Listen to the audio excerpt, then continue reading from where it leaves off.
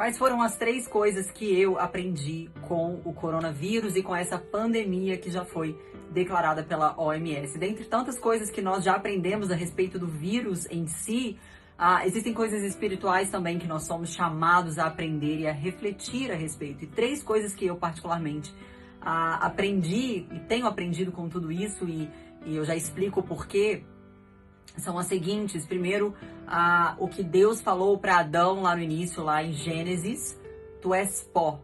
Então, essa frase nunca fez tanto sentido para mim nesse momento. Tu és pó. Somos vulneráveis. Nós não somos super-heróis. Nós não somos autossuficientes. Nós não somos poderosos. Nós não podemos existir, viver e mover em nós mesmos, a não ser em Deus.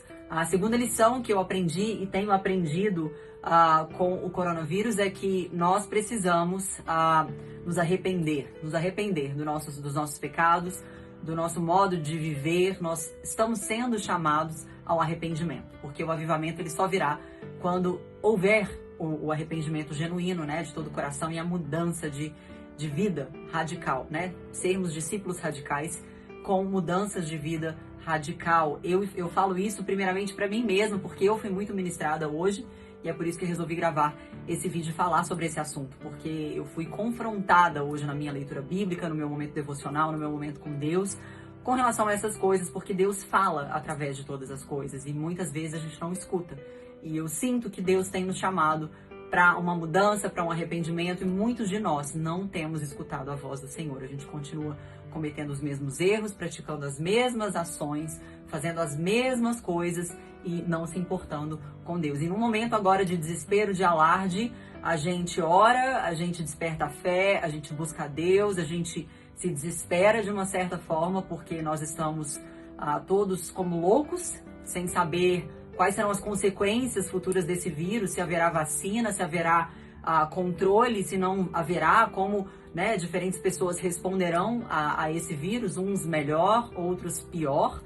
Enfim, é tudo muito novo para todos nós e nós estamos confusos, né? E isso atingiu todo o planeta. Então é um momento realmente de muita fragilidade, um momento onde nós devemos refletir sobre o nosso modo de vida, refletir sobre os nossos hábitos, refletir sobre a nossa vida espiritual, sobre enfim, a nossa vida com as pessoas que estão próximas de cada um de nós. E a terceira coisa que eu fui confrontada, que eu aprendi, é com relação aos nossos tesouros, né? Onde nós colocarmos os nossos tesouros, ali estará o nosso coração. Onde estão os nossos tesouros, né? Nesse momento de tanto desespero, de tanto alarde, o que a gente tem visto são pessoas reclamando da queda da bolsa, são pessoas reclamando que as vendas caíram, pessoas reclamando que as fronteiras fecharam, pessoas reclamando de tantas coisas materiais que é compreensível, né? Porque todos nós precisamos sobreviver, precisamos ganhar o nosso dinheiro, precisamos pagar a nossa comida, a nossa residência, sustentar os nossos filhos, comprar as nossas vestes. Mas existe um Deus que está acima de todas essas coisas. E eu acredito que muito mais do que se preocupar com a situação financeira do mundo, que claro, nós não podemos menosprezar também, mas antes de nos preocuparmos com isso, nós temos que nos preocupar como está a minha relação com o Senhor, como está a minha vida espiritual, o que eu tenho feito. Se Jesus voltasse hoje, como ele encontraria a minha vida? Será que ele se alegraria com o que eu tenho cultivado na minha vida? Onde estão os meus tesouros? Onde eu tenho depositado a minha esperança? Se nós temos Deus, se nós temos o Senhor, se nós cremos no Senhor, Ele é a nossa rocha e a nossa fortaleza.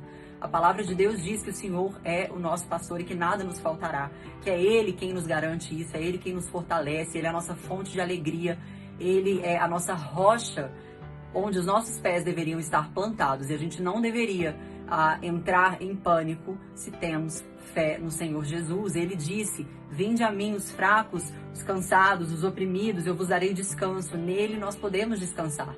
Então é um momento também da gente refletir sobre a nossa fé. Como está o nosso combustível de fé? Será que nós realmente cremos que o Senhor ou irá nos livrar desse vírus, né, dessa praga, dessa doença, ou caso eu venha contrair essa doença, o Senhor vai me abençoar, Ele vai me livrar na enfermidade? Porque porque existem duas possibilidades, ou de não contrair, ou de contrair e ser curado. Então nós precisamos ter fé em ambas as situações e não podemos colocar em xeque o nosso relacionamento com o Senhor, não podemos colocar em xeque as mãos do Senhor sobre a nossa vida, porque, na verdade, o Senhor não deseja que nada disso esteja acontecendo. Tudo que acontece é fruto do pecado, da queda, do que aconteceu lá no Éden. Então, o que nós vemos hoje é uma consequência de um ato cometido pelos nossos primeiros pais. Mas a nossa esperança está em Cristo, segundo Adão, o Adão perfeito, aquele que veio para nos remir dos nossos pecados, para levar consigo as nossas enfermidades. Mas veja bem, não são enfermidades necessariamente físicas, mas mais do que isso, espirituais. Pelas suas pisaduras nós fomos sarados, nós fomos curados, já não morremos mais.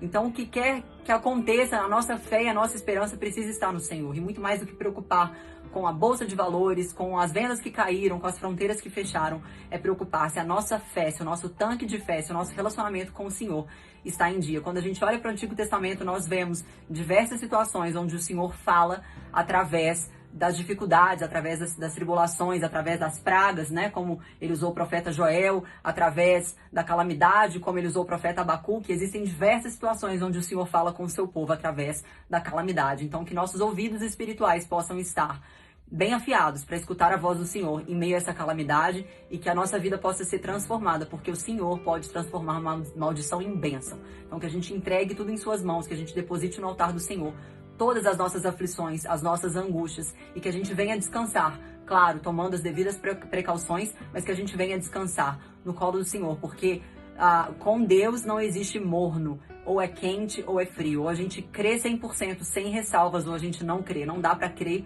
com ressalvas ou crer mais ou menos, ou a gente entrega as nossas angústias e preocupações no altar do Senhor e faz a nossa parte, obviamente, ou a gente simplesmente não crê. Então, que Deus te abençoe, você, sua casa, sua família, que Ele encha o seu tanque de fé, que a sua relação com o Senhor seja restaurada, restabelecida, que você volte para os caminhos do Senhor, que nós possamos nos arrepender dos nossos pecados de uma vez por todas e entender que o Senhor está falando conosco, mas nós precisamos escutar.